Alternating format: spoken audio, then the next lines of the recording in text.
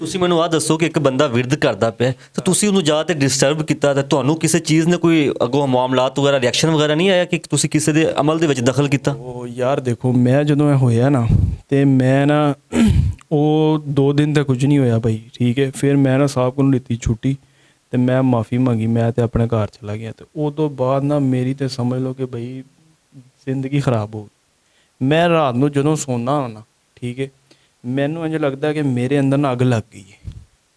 ਸਹੀ ਹੈ। ਤੇ ਉਹ ਕਿਸ ਤਰ੍ਹਾਂ? ਮੈਂ ਬਸ ਯਾਰ ਹੁਣ ਮੈਂ ਤੁਹਾਡੇ ਅੱਗ ਲਾਦਾ ਤੁਹਾਨੂੰ ਯਾਰ। ਤੁਸੀਂ ਗੁੱਸਾ ਕਿਉਂ ਕਰਦੇ ਪਏ ਹੋ? ਮੈਂ ਤੁਹਾਨੂੰ ਪੁੱਛਦਾ ਪਿਆ। ਜੀ ਬੰਦਾ ਭਾਈ ਤੂੰ ਤੇ ਮੈਂ ਸਵਾਲ ਵੀ ਨਹੀਂ ਕਰ ਸਕਦਾ। ਨਹੀਂ ਮੈਂ ਕਹਿ ਰਿਹਾ ਵੀ ਅੱਗ, ਤੂੰ ਕਹਿ ਰਿਹਾ ਹੋ ਕਿਸ ਤਰ੍ਹਾਂ? ਹੁਣ ਮੈਂ ਮਤਲਬ ਕਿਸ ਤਰ੍ਹਾਂ ਦੀ ਅੱਗ? ਪੇਟ ਕੱਟ ਕੇ ਵਿਖਾਵਾਂ ਆਪਣਾ ਕਿ ਭਈਆ ਵੇਖ। ਗੁੱਸਾ ਨਹੀਂ ਕਰਨਾ ਮੇਰੇ ਭਾਈ, ਗੁੱਸਾ ਨਹੀਂ ਕਰ, ਹਾਈਪਰ ਨਹੀਂ ਹੋਣਾ। ਨਹੀਂ ਮੈਂ ਹਾਈਪਰ ਨਹੀਂ ਹੋ ਰਿਹਾ। ਉਹ ਇਹ ਵੇ ਕਿ ਇੰਝ ਲੱਗਦਾ ਮੈਨੂੰ ਕਿ ਬਈ ਕੋਈ ਸਾੜ ਉੱਠ ਰਿਹਾ, ਠੀਕ ਹੈ। ਇਹ ਉਸ ਰਾਤ ਤੋਂ ਬਾਅਦ ਹੋਇਆ। ਮੈਂ ਜਦੋਂ ਜ਼ਾਹਿਰ ਹੈ ਯਾਰ ਅੱਗ ਲੱਗੀ, ਹੁਣ ਪਾਣੀ ਪੀਣਾ ਤੇ ਕੋਈ 50 ਵਾਰੀ ਮੈਨੂੰ ਜਿਹੜਾ ਨਾ ਉਹ ਜਿਹੜਾ ਨਾ ਪਿਸ਼ਾਬ ਉਹ ਜਿਹੜਾ ਨਾ ਰਾਤ ਨੂੰ ਆ ਜਾਂਦਾ ਮੇਰੇ ਘਰ। ਕਹਿੰਦੇ ਭਾਈ ਐਸਾ ਕਿਹੜਾ ਪਾਣੀ ਸੀ ਜਿਹਦੇ ਨਾਲ 50 ਵਾਰੀ ਪਿਸ਼ਾਬ ਆਉਂਦਾ ਰਾਤ ਚ? ਯਾਰ ਉਹ ਮੈਨੂੰ ਕੀ ਪਤਾ ਕੀ ਹੋਇਆ ਭਾਈ। ਮੈਂ ਤੇ ਹੱਥ ਜੋੜ ਕੇ ਜਿਹੜਾ ਨਾ ਮੁਰਸ਼ਦ ਕੋਲੋਂ ਮਾਫੀ ਮੰਗਣਾ। ਕੋਈ ਚੈੱਕਅਪ ਕਰਾਓ, ਤੁਹਾਨੂੰ ਕੋਈ ਬਿਮਾਰੀ ਸ਼ਮਾਰੀ ਹੋਣੀ ਹੈ, ਤੁਸੀਂ ਆਪਣੇ ਮੁਰਸ਼ਦ ਤੇ ਪਾਈ ਜਾ ਰਹੇ ਹੋ। ਇਹ ਰੂਹਾਨੀ ਮਾਮਲਾਤ ਨੇ ਉਸਤਾਦ, ਰੂਹਾਨੀ ਮਾਮਲਾਤ ਨੇ। ਰਾਤ ਕੋਈ 8 ਸਾਲਾਂ ਦੀ ਨਹੀਂ ਹੁੰਦੀ, 8 ਘੰਟਿਆਂ ਦੀ ਹੁੰਦੀ। ਮਤਲਬ 8 ਘੰਟਿਆਂ ਦੇ ਵਿੱਚ 50 ਵਾਰੀ ਪਿਸ਼ਾਬ, ਕੋਈ ਗੱਲ ਉਹ ਕਰੋ ਜਿਹੜੀ ਮੰਨਣ ਚ ਵੀ ਆਵੇ। ਯਾਰ 8 ਘੰਟਿਆਂ ਚ ਨਹੀਂ ਭਾਈ, ਇਹ ਮਤਲਬ ਮੈਂ ਇੱਕ ਗੱਲ ਕਰ ਰਿਹਾ ਕਿ ਹੁਣ ਮੈਂ ਗਿਣਤੇ ਨਹੀਂ ਰਿਹਾ ਨਾ। ਅੱਛਾ ਮੈਂ ਇੱਕ ਵਾਰੀ ਵਾਸ਼ਰੂਮ ਗਿਆ ਤੇ ਮੈਂ ਲਿਖ ਲਿੱਤਾ। ਤੁਸੀਂ ਆ ਕਹਿ ਦੋ ਬਹੁਤ ਜ਼ਿਆਦਾ ਵਾਰੀ ਆਂਦਾ, ਤੁਸੀਂ 50 ਵਾਰੀ ਕਹਿੰਦੇ ਪਏ ਹੋ। ਤੁਸੀਂ ਕਹਿ ਰਹੇ ਹੋ 50 ਵਾਰੀ, ਤੁਸੀਂ ਮਤਲਬ ਗਿਣਿਆ ਤਾਂ ਤੁਸੀਂ 50 ਵਾਰੀ ਕਿਹਾ, ਤੁਸੀਂ ਕੋ ਬਹੁਤ ਜ਼ਿਆਦਾ ਵਾਰੀ ਆ ਰਿਹਾ ਸੀ। ਚਲੋ ਬਹੁਤ ਜ਼ਿਆਦਾ ਵਾਰੀ ਆ ਰਿਹਾ ਸੀ ਯਾਰ। ਅਜੀਬ ਬੰਦਾ ਭਾਈ ਤੂੰ। ਉਹ ਇੱਕ ਤਾਂ ਮੈਨੂੰ ਲੱਗਦਾ ਤੁਸੀਂ ਗੁੱਸਾ ਕਰਦੇ ਪਏ, ਮੈਂ ਸਿਰਫ ਤੁਹਾਡੀ ਗਲਤ ਗੱਲ ਕਰਦਾ ਪਿਆ। ਲੱਗਦਾ ਕਿ ਤੇਰਾ ਛੱਡਤਾ ਮੇਰੇ ਤੇ ਯਾਰ। ਭਾਈ ਤੁਸੀਂ ਗੁੱਸਾ ਨਹੀਂ ਕਰਨਾ।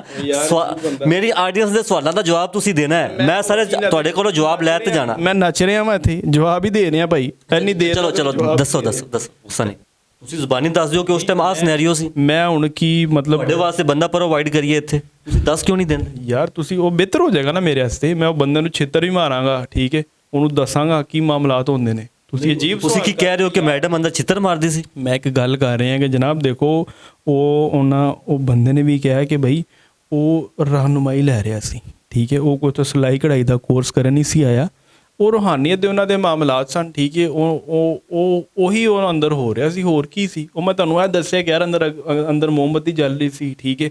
ਅੰਦਰ ਅਗਰਬੱਤੀਆਂ ਦੀ ਜਿਹੜੀ ਹੈ ਨਾ ਉਹ ਸਮੈਲ ਆ ਰਹੀ ਸੀ, ਠੀਕ ਹੈ।